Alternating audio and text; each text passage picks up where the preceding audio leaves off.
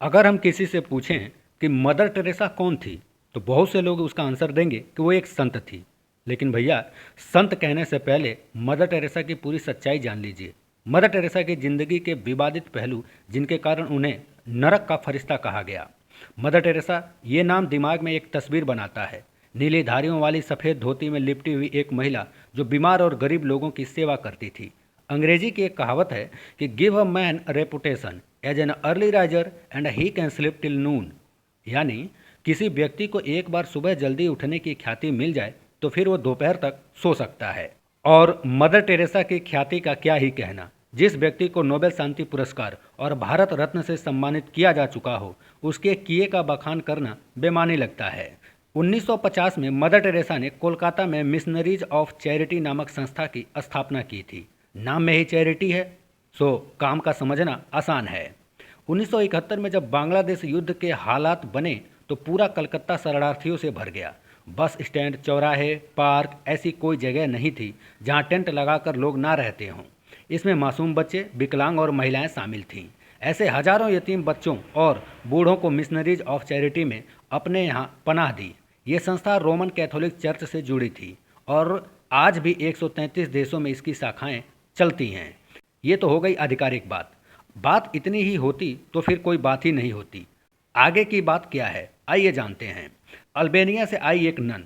1950 का भारत गरीबी और भुखमरी का मारा हुआ, जबकि पश्चिम में यूरोप और अमेरिका जैसे देश उस समय फल फूल रहे थे। शहद और दूध की नदियां तो नहीं बहती थी, लेकिन हाँ, भुखमरी की हालत भी नहीं थी। ऐसे में अल्बेनिया से आई एक नन ने कलकत्ता में समाज सेवा का काम शुरू किया और पूरी दुनिया में मसीहा की तरह देखी जाने लगी। मिशन को चंदा मिलना शुरू हुआ और इतना मिला कि एक बार रोमन चर्च का पूरा खाता इस चंदे के सामने बौना पड़ गया। समाज सेवा तक तो बात ठीक थी, लेकिन मदर टेरेसा की समाज सेवा धर्म से जुड़ी थी और जहाँ धर्म का नाम जुड़ा हो वहाँ पर कंट्रोवर्सी तो होनी ही थी। 1979 में जब उन्हें नोबेल पुरस्कार मिला तो अवार्ड लेते हुए उन्होंने एबॉर्शन यानी गर्भपात को सभी बुराइयों की जड़ बताया। ईसाई धर्म में गर्भपात हमेशा से ही एक टैबू माना जाता रहा है।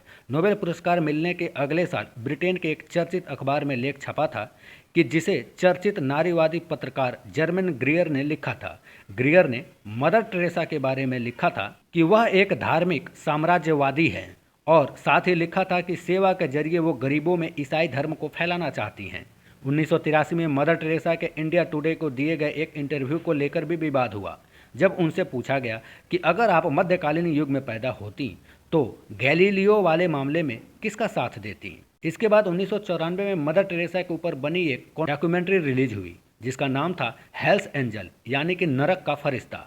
इस डॉक्यूमेंट्री को मशहूर अंग्रेजी पत्रकार क्रिस्टोफर हिंचेस ने बनाया था। उन्होंने बाद में मदर टेरेसा पर एक किताब भी लिखी थी जिसका नाम था the missionary position, mother Teresa is theory and practice, जिसमें उन्होंने मदर टेरेसा के बारे में कहा है कि मदर टेरेसा गरीबों की नहीं, गरीबी की दोस्त हैं। वो कहती हैं कि कष्ट और पीड़ा ईश्वर का उपहार है। जिंदगी भर उसकी लड़ाई गरीबी से नहीं बल्कि गरीबी के एकमात्र समाधान से रही, जो है महिलाओं का सशक्तिकरण और जानवरों की तरफ जबरदस्ती बच्चे पैदा करवाने से उनकी मुक्ति। मिशनरीज ऑफ चैरिटी में काम कर चुके डॉक्टर अरूप चटर्जी ने अपनी किताब the mother Teresa the final verdict में भी ऐसे कई दावे खुलासे किए हैं। ये किताब मदर टेरेसा की संस्था में काम कर चुके लोगों के साथ किए गए इंटरव्यू पर आधारित थी। किताब के अनुसार मदर टेरेसा ने समाज सेवा के अपने कामों को बढ़ा चढ़ाकर दिखाया था। संस्था का दावा था कि वो सड़कों से बीमार लोगों को उठाती थी। चटर्जी के अनुसार ये बात भी पूरी तरह सही नहीं थी।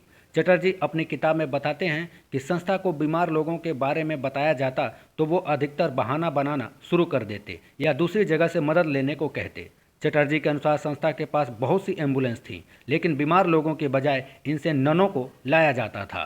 संस्था का एक और दावा था कि वहां हर रोज हजारों लोगों को खाना खिलाया जाता है, जबकि डॉक्टर अरूप चटर्जी की किताब के अनुसार असल में केवल 2 से 3 किचन मौजूद थे जो लगभग 300 लोगों को खाना खिला सकने में समर्थ थे। बाद में एक टीवी शो के दौरान डॉक्टर चटर्जी ने संस्था को लेकर कई और खुलासे किए। उन्होंने बताया कि किस तरह संस्था में मरीजों के साथ कैदियों जैसा बर्ताव किया जाता था। किसी से मिलने या बाहर जाने पर रोक थी। इसी हालत में मरीज संस्था में अपने जीवन का अंतिम समय गुजारने पर मजबूर हो जाता था। चटर्जी संस्था के बारे में बताते हैं कि वहाँ गरीब लोगों का ठीक तरीके से इलाज भी नहीं किया जाता था। मदर टेरेसा का विश्वास था कि पीड़ा सहकर ही मनुष्य ईश्वर के करीब पहुंच सकता है।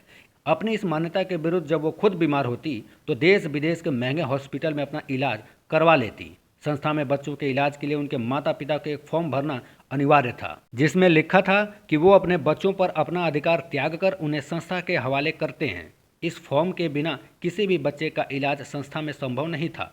चटर्जी ने अपनी किताब में संस्था को मिलने वाले चंदे पर भी सवाल उठाया। उन्होंने लिखा कि संस्था का कभी ऑडिट नहीं किया गया, ऐसा क्यों, और चंदे के एक बड़े हिस्से को समाज सेवा की बजाय रोमन कैथोलिक चर्च में जमा करा दिया जाता था। चंदा देने वाले लोगों पर भी सवाल उठे। इनमें हेती और अल्बेनिया के तानाशाह का नाम शामिल था। साथ ही मदर टेरेसा ने चार्ल्स कीटिंग से भी पैसा लिया था, जिनका नाम अमेरिका में एक बड़े आर्थिक घोटाले से जुड़ा था। इन सब विवादों के बावजूद मदर टेरेसा का नाम 1997 में उनकी मृत्यु तक महानता का परिचायक बना रहा। कहानी यहीं खत्म नहीं होती, लेकिन धर्म की मृत्यु के बाद जीवन में आस्था है, इसलिए मृत्यु के बाद भी ये कहानी जारी रही। भारत में बनारस के घाट पर गेरुआ पहने अगर कोई बैठा हो तो मुंह से अनायास ही निकल जाता है कि साधु महाराज। कबीर को कोई भजता मिले या बुल्ले शाह की तान लगाता तो लोग पहचान लेते हैं कि कोई सूफी संत होंगे। भारत में संत या साधु के लिए ना ही कोई ट्रेडमार्क रहा है, ना ही कोई टैग। खालिस है या नहीं इसकी कोई पहचान नहीं, सिर्फ आस्था की बात है। वेदांत में जो अहम ब्रह्मासी है वही सूफियों में अनलहक हो जाता है। इसके इतर ईसाई धर्म में संत होना इतना आसान नहीं है। 2016 में जब मदर टेरेसा को सेंटहुड की उपाधि मिली तो भारत के लोगों को पता चला कि यूं ही हर कोई संत नहीं हो जाता। बाकायदा पूरी प्रक्रिया का पालन होता है, रिज्यूम भेजा जाता है, क्रेडेंशियल चेक होते हैं और भी बहुत कुछ होता है। दुनिया में रहकर अच्छे काम किए हों ये भी काफ़ी नहीं, दुनिया से चले जाने के बाद भी जरूरी है कि संतत्व की झलकियाँ मिलती रहें। कैसे? चमत्कार से। मदर टेरेसा के संतत्व को लेकर किसी को शक नहीं था, लेकिन आधिकारिक ऐलान जरूरी था। चर्च को इंतजार था दो चमत्कारों का जो कथित तौर पर सामने आए। पहला है 1997 में अपनी मौत के बाद मदर टेरेसा ने 2002 में मोनिका बेसरा नाम की एक लड़की का ट्यूमर ठीक कर दिया था। मोनिका को पेट में ट्यूमर था। उसने टेरेसा के फोटो की लॉकेट पेट पर रखी थी। उसके मुताबिक लॉकेट से तेज रोशनी निकली और धीरे धीरे ट्यूमर ठीक हो गया।